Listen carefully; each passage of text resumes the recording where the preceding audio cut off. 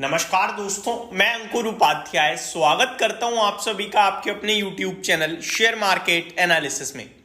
दोस्तों यहां पे आप सभी के साथ बात करने वाला हूं कुछ रिजल्ट्स के बारे में जो आज के डेट में आते हुए दिख रहे हैं।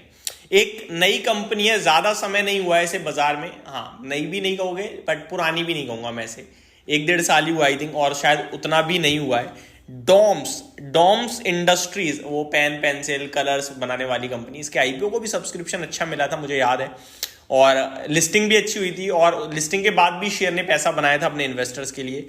इस कंपनी के दोस्तों अभी नंबर्स आते हुए दिख रहे हैं, और भी कुछ नंबर्स आए हैं जिनको मैं कवर करूंगा, लाइक औरोबिंदो फार्मा। तो सबसे पहले डॉम्स इंडस्ट्रीज के बारे में बात करते हैं। नंबर्स अच्छे आए हैं दोस्तों, बढ़िया कर रही है कंपनी, और ऐसे समय में अच्छा कर रही है, और क्या चाहिए आपको। तो समझते हैं एक एक करके पहले नंबर्स को, नतीजों को। इस कंपनी की बात करूं तो 2772 रुपए पे बंद हुआ है शेयर, 0.25% गिरकर फ्राइडे। 16,800 करोड़ का मार्केट कैप है, 3,040 का हाई है, तो ज्यादा कुछ टूटा नहीं है देखा जाए तो, अच्छी परफॉर्मेंस कहूंगा मैं। 1224 का इसका 52 वीक लो है, तो बहुत अच्छा परफॉर्म कर रहा है ऐसे बाजार में। बस एक चीज को लेकर थोड़ा सा मुझे डर लग रहा है, वो वैल्यूएशन। 90 के पीई पे स्टॉक ट्रेड कर रहा है, लेकिन नंबर्स अच्छे आ गए हैं तो कोई दिक्कत नहीं लग रही है ज्यादा। नंबर्स को शेयर करता हूं दोस्तों। रेवेन्यू की बात करें, 382 करोड़ से बढ़कर 458 करोड़ पे रेवेन्यू कंपनी ने क्लॉक कराए ईयर ऑन ईयर बेसिस पे। क्वार्टर ऑन क्वार्टर देखोगे तो 445 करोड़ से बढ़कर 458 करोड़ है, तो ठीक है यार, अच्छा है, कोई मतलब ऐसी दिक्कत नहीं है। मार्जिन साल दर साल 17% से 19% हो गए हैं, और क्वार्टर ऑन क्वार्टर 19 के सामने 19 ही है, तो ये ठीक है, यहां भी कोई दिक्कत नहीं है। आगे अगर मैं बात करूं कंपनी के नेट प्रॉफिट के बारे में, तो 38 करोड़ से 54 करोड़ का हो गया है ईयर ऑन ईयर बेसिस पे profit, and quarter on quarter company का प्रॉफिट 54 करोड़ के सामने एग्जैक्टली 54 करोड़ पे ही है। तो मैनेज करने में कामयाब रही है ये कंपनी अपने प्रॉफिट्स को। तो मेरे को लगता है इस नंबर ये मार्केट पसंद करेगा, क्योंकि आप खराब समय में खराब प्रदर्शन नहीं कर रहे हो, और आपकी कंपनी से क्या चाहिए। अच्छा, कमाल की बात है, जब इस कंपनी के बारे में आपके साथ शेयर कर रहा हूं तो उसकी शेयर होल्डिंग पैटर्न सुनने वाली है भाई साहब। आप सुनिए, हम लोग ध्यान ही नहीं दे रहे हैं इन स्टॉक्स पे। अब मैंने भी वीडियो नहीं बनाई वैसे तो। अब मैं अगर शेयर होल्डिंग पैटर्न देखूं, 75% प्रमोटर ओन कर सकते हैं, 75% ओन करते हैं, 74.95%।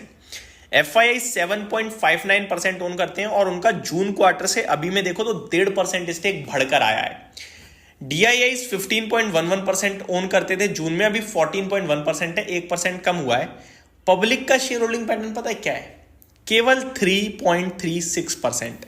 ये तो बढ़ गया है। मार्च 2024 में केवल 2.55% था, तो केवल 3.25% पब्लिक के पास, यानी 100 शेयर्स अगर बाजार में फ्लोट कर रहे हैं तो 3 शेयर केवल रिटेल इन्वेस्टर पे हैं, बाकी एफआईआई डीआईज और प्रमोटर्स ओन करते हैं। Number of share holders as पर स्क्रीनर 49,974 है, यानी कि लगभग 50,000 नंबर ऑफ शेयर होल्डर है इसके, जिसमें से मान लो मेजोरिटी साइड पे बड़े इन्वेस्टर हैं। तो ये हमें दर्शा रहा है कि इस कंपनी में इस समय गिरावट बहुत मुश्किल है। तो कोई डिप आए ना अगर डीप, तो इसको उठाने के बारे में सोचो, क्योंकि पब्लिक के पास है नहीं, बड़ा इन्वेस्टर समझदार होता है वो बेचेगा नहीं। बाकी एफआईआई बेच जरूर नहीं, लेकिन इसमें तो स्टेक बढ़ा ही रहे हैं, तो फिर ये तो अच्छी बात है। टेक्निकल चार्ट बहुत स्ट्रॉन्ग है, डबल बॉटम फॉर्म, मतलब हायर राइज में ही चल रहा है। बॉटम इसका अराउंड 2590 के करीब, 2590 पे आंख बंद करके आप ले सकते हो 2500 रुपए के स्टॉप लॉस के साथ, और दोबारा 3000 रुपए के टारगेट बनेंगे। तो ये हो गया डॉम्स इंडस्ट्रीज आपके लिए। अब बढ़ते हैं आगे दूसरे स्टॉक्स पे। औरोबिंदो फार्मा, इसके भी नंबर्स आए हैं। कैसे नंबर्स हैं चलिए देखते हैं। फार्मा कंपनीज वैसे अच्छा कर रही हैं, लेकिन यहां मुझे कुछ खास अच्छा नहीं दिख रहा है। कंसोलिडेटेड नेट प्रॉफिट 757 करोड़ से बढ़कर 817 करोड़ का हो गया है साल दर साल, लेकिन बाजार की एक्सपेक्टेशंस मोर देन 900 करोड़ के प्रॉफिट की थी, तो खराब बोलूंगा मैं। रेवेन्यू 7200 करोड़ से 7800 करोड़ का हो गया है, अनुमान 7757 करोड़ का था, तो यहां पे ठीक है, अच्छा है, बीट करा है अनुमान को भी। कामकाजी मुनाफा 1386 करोड़ से 1566 करोड़ पे आ गया है, लेकिन एस्टिमेट था 1650 करोड़ का, तो ये भी खराब हो गया है। मार्जिन 20.1% पे है, 21% का अनुमान था, तो औरोबिंदो फार्मा में मजा नहीं आ रहा है दोस्तों। Company's US revenue Q2 FY25 increased by 2.9% year on year and decreased by 1.1% quarter on quarter to USD 421 million, accounting for 45.3% of consolidated revenue. दोस्तों जो यूएस से इनका रेवेन्यू वो क्वार्टर ऑन क्वार्टर लगभग 1% घटता हुआ दिखा है, और इनका जो अमेरिका का रेवेन्यू है वो इनके टोटल रेवेन्यू में लगभग कंसोलिडेटेड बेसिस पे 45.3% का कंट्रीब्यूशन करता है।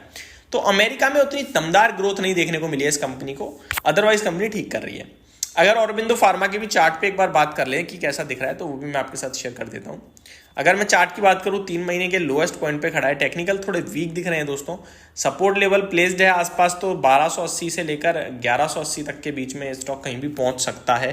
थोड़ा सा भी वेट करने के लिए बोलूंगा। तो ये मेरी तरफ से अपडेट थी दोस्तों दोनों ही स्टॉक्स पे। होप आपको जानकारी अच्छी लगी होगी। Thank you so much for watching this video. Have a great day guys.